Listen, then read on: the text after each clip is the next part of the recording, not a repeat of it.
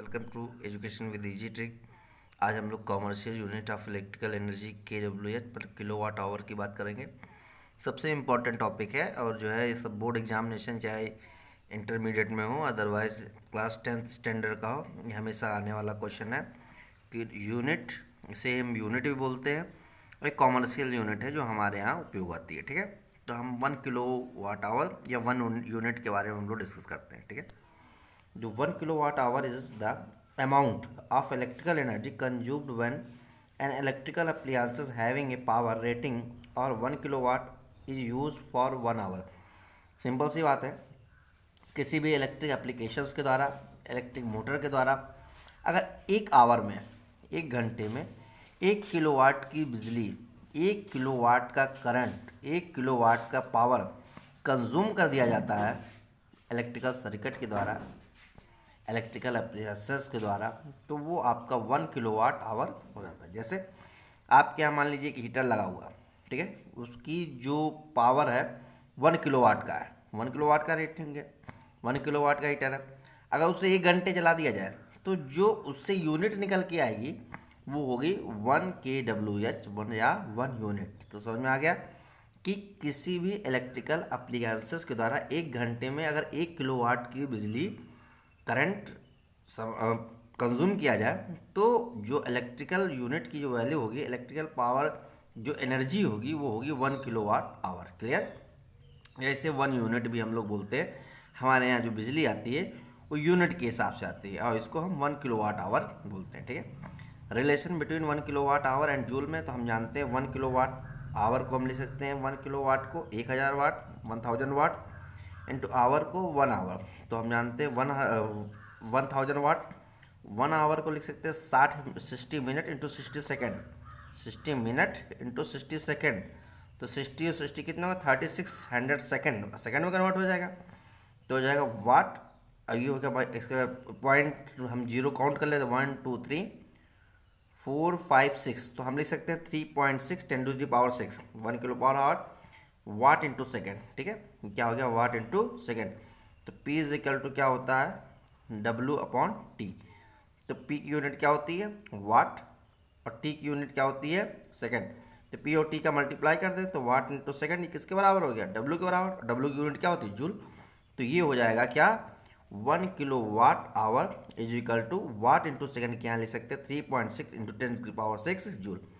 ठीक है, तो यहाँ से आपको 1 किलोवाट आवर हमारे ख्याल से पूरा क्लियर हो गया होगा, तो इसमें कोई इशू आपको नहीं रहेगा। अब हम लोग बात करते हैं नेक्स्ट टॉपिक जो है important, heating effect of current. Current का क्या हीटिंग इफेक्ट होता है? जैसे आप जानते हैं मान लीजिए बल्ब होता है, कुछ देर जलने के बाद क्या होता है गर्म हो जाता है, तो वो हीटिंग इफेक्ट कहलाता है। वो क्या होता है, कैसे होता है, उसका वर्क हम लोग कैसे करते हैं उसके बारे में हम लोग जानते हैं। ठीक है, हीटिंग इफेक्ट ऑफ करंट क्या होता है? When an electric current is passed through a high resistance, कोई अगर इलेक्ट्रिक करंट जो होती है किसी हाई रेजिस्टेंस जिसकी वैल्यू बहुत ही हाई उससे पास होती है, लाइक नाइक्रोम हो गया wire, resistance wire becomes very hot.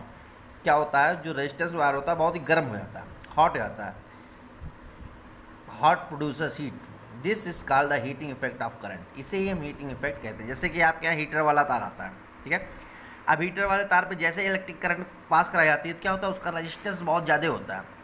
Resistance ज़्यादा होने के कारण क्या होता है बहुत तेज़ी से वो वायर क्या होता है रेड हॉट हो जाता है, और रेड हॉट होने के कारण क्या होता है उससे हम लोग वो गर्म हो जाता है, जिसमें हम लोग खाना पकाने का उपयोग कर लेते हैं, ठीक, पानी गर्म करने का उपयोग कर लेते हैं, हीटर का उपयोग आप कर ही रहे, तो ये आपका हीटिंग इफेक्ट कहलाता है। ठीक है, तो आप समझ गए होंगे जब कोई इलेक्ट्रिक करंट किसी हाई रेजिस्टेंस वायर से जब पास होती है, जैसे नाइक्रोम वगैरह से, तो क्या होता है वो जो वायर होता है वो रेड हॉट हो जाता है, इसी को हम हीटिंग इफेक्ट कहते हैं। ठीक है, इसका जो फार्मूला होता है H=I²RT। ठीक है, this formula gives the heat produce in joules. इसको जूल ने दिया था, हीट को जब प्रोड्यूस होती है तब ये फार्मूला दिया गया था जूल को द्वारा। When a current of I ampere flow in a wire of resistance R ओम, अगर कोई I करंट जिसका रेजिस्टेंस R हो, ठीक है, और करंट फ्लो कर रही हो किसी कंडक्टर में, ohms for time T second, और T सेकेंड आपको टाइम लग रहा हो, मतलब कहने का मतलब क्या है, कोई वायर है इसमें I एम्पियर की करंट फ्लो हो रही है, इसका रेजिस्टेंस R है और T सेकेंड में यहाँ से यहाँ की ओर आ जाती है। तो इस फार्मूले को हम लोग क्या बोलते हैं, this is known as Joule's law of heating effect, उसे हम Joule's law of heating effect कहते हैं। और इसका फार्मूला क्या, आई आर टी, यहाँ पे देखिए आई भी है, आर और टी दोनों है, तो इसको हम क्या बोलते हैं, दिस इज जूल्स लॉ, ठीक है, Joule's law of heating effect. तो आपसे पूछ लिया जाए कि भैया Joule law of heating effect क्या है, तो आप सिंपल से लिखेंगे H equals to I square R T, ठीक है। When a current flow I ampere and resistance is R और T within T second, then heat produced is equal to I square RT. This is also called the Joule's law of heating effect.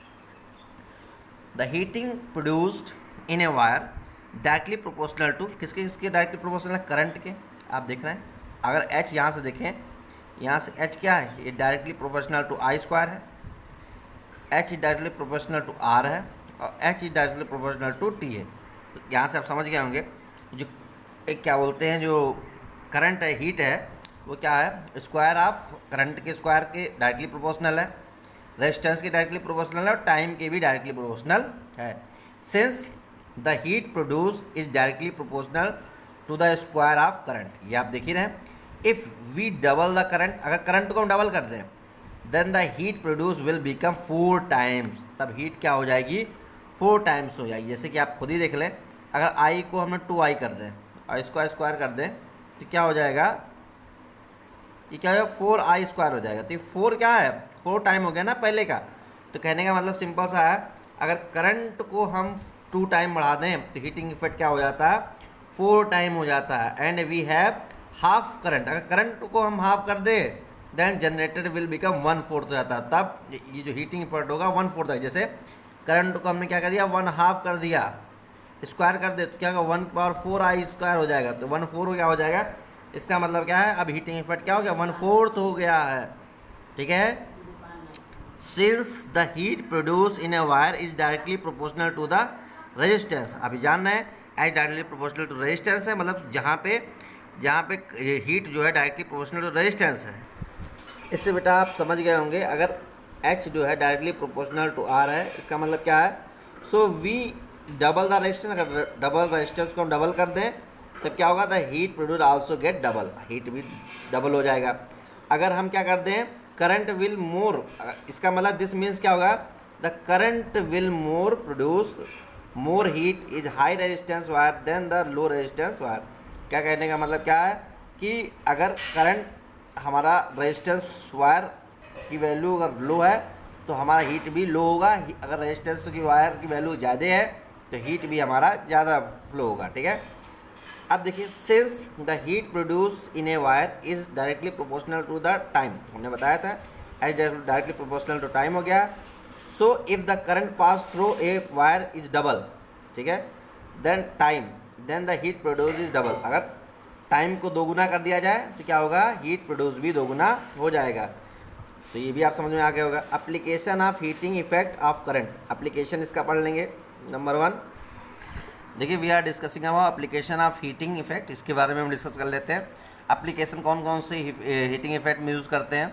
The heating effect of the current is utilise in the working of electrical heating appliances such as electric iron, electric kettles, electric toaster, electric oven, room heater, water heaters और geyser सिटी से। आप जानते हैं कि आपके यहाँ जो हीटिंग इफेक्ट का प्रयोग जो होता है, हीटिंग इफेक्ट का जो यूजेस होता है करंट अप्लायंसेस में, आप लोग हीटर के रूप में करते हैं, ठीक है, प्रेस के रूप में करते हैं, ठीक है, जो है केटल्स के रूप में करते हैं, इलेक्ट्रिक टोस्टर के रूप में करते हैं, ओवन के रूप में करते हैं, रूम हीटर के रूप में करते हैं, गीजर के रूप में करते हैं। मतलब क्या है, यहाँ पर इसका उपयोग कैसे किया जाता है कि नाइक्रोम का तार लगाया जाता है, क्या करता है, वो गर्म कर देता है। नाइक्रोम का तार गर्म हो जाता है, क्या होता है, उसकी आउटर की जितने भी लेयर होगी वो भी गर्म हो जाता है, जिससे क्या पानी गर्म हो जाता है। और भी सारी चीज़ें, जैसे कि हम लोग गीजर में प्रेस का काम करते हैं तो उसमें भी यही लगा होता है, ठीक है। उसमें कॉयल होती है नाइक्रोम की, जैसे ही उसमें करंट पास होता है तो क्या होता है, कॉयल गर्म हो जाती है। उस प्रेस के नीचे क्या होता है, जिंक की जो है लेयर लगी होती है, वो जिंक काल बना होता है, तो जिससे क्या होता है, वो बहुत तेज़ी से गर्म हो जाता है। गर्म होने में क्या होता है, उसका प्रयोग हम मतलब कपड़ा प्रेस करने के लिए कर लेते हैं। तो पहला एप्लीकेशन आप समझ गए होंगे, the heating effect current is utilise in the electric bulb में, इलेक्ट्रिक लैम्प में इसका प्रयोग होता है, और प्रोड्यूसिंग लाइट के लिए इसका प्रयोग करते हैं, ठीक है। तो उसमें टंगस्टन लगा होता है। टंगस्टन क्या होता है, जैसे ही हम लोग करंट पास कराते हैं तो वो क्या होता है, वो बिल्कुल रेड हॉट हो जाता है, और उसके अंदर जो जो गैसें होती है, मतलब कि जो अनरिएक्टेड गैसेस होती हैं, आर्गन वगैरह, तो वो क्या होती है, वो तुरंत जैसे ही जैसे रेड हॉट होता है तो क्या होता है, वो वाइट फेजेस में जाकर के वाइट प्रेसिडेंट के रूप में वो अनरिएक्टेड होकर के लाइट जो है जनरेट कर देती हैं। ठीक है, उसका इफेक्ट होता है the heating effect of electric current utilise the electric fuse में इसका प्रयोग होता है। Household wiring electrical applications में, जैसे कि अगर मान लीजिए इसका प्रयोग आपका क्या होता है, इलेक्ट्रिक फ्यूज में होता है। इलेक्ट्रिक फ्यूज क्या होता है, तो आप समझ रहे होंगे कि इलेक्ट्रिक फ्यूज वो डिवाइस होता है जब हमारे यहाँ अचानक बहुत भारी मात्रा में करंट आ जाती है, तो हम लोग क्या करते हैं मेन फेज में, वो मेन फेज के अंदर हम लोग क्या करते हैं कि एक सिंपल टिन और लेड से बना हुआ तार लगा देते हैं। वो क्या करते हैं, जैसे ही हाई वोल्टेज आता है तो क्या होता है, कट हो जाता है वहाँ पे। इससे जब कट होने से क्या होता है कि हमारे यहाँ जो मान लीजिए कभी तार हुआ, कभी कभी बरसात के सीज़न में क्या होता है, एक तार दूसरे तार के ऊपर जब आ जाता है तो हम जानते हैं करंट तो भाई डिस्ट्रॉय होता नहीं, तो एक ही तार पर बहुत तेज़ी से करंट जो है फ्लो होने लगती है। जब एक ही तार में बहुत तेज़ी से करंट फ्लो होने लगती है तो क्या होता है, अगर हमारे यहाँ फ्यूज़ नहीं लगा तो हमारे यहाँ जो फ्रिज एसी कूलर है ये सब ख़राब हो जाएंगे। तो हम लोग मेन फ्यूज़ में कटआउट लगाते हैं। कटआउट के अंदर हम लोग क्या करते हैं, टिन और 50% लेड से बना हुआ हम लोग वायर लगा देते हैं। वो क्या करते हैं, जैसे ही हाई वोल्टेज आता है तो गल के टूट जाता है, जिससे आपके घर के अंदर जो इलेक्ट्रिक वायरिंग है, जो इलेक्ट्रिक सर्किट है वो ब्रेक हो जाता है, जिससे आपके यहाँ जो है ये आपके जो भी इलेक्ट्रिकल अप्लायंसेस हैं, कूलर हीटर फ्रिज जो भी होगा वो ख़राब होने से बच जाता है। ठीक है, तो इलेक्ट्रिक फ्यूज़ में भी हीटिंग इफेक्ट होता है, क्योंकि अगर जैसे करंट पास होगा, अगर वो गर्म होकर के टूटेगा नहीं तो हमारे यहाँ जो भी एप्लीकेशंस है वो ख़राब हो जाएंगे, क्योंकि करंट पास आउट कर जाएंगे। तो ये उसका प्रयोग होता है। ठीक है, तो ये एप्लीकेशन था। इस तरीके से हम टोटल जो है फुल्ली डिस्कस कर लिए। आपको आई होप कि आपको अच्छे से समझ में आया होगा।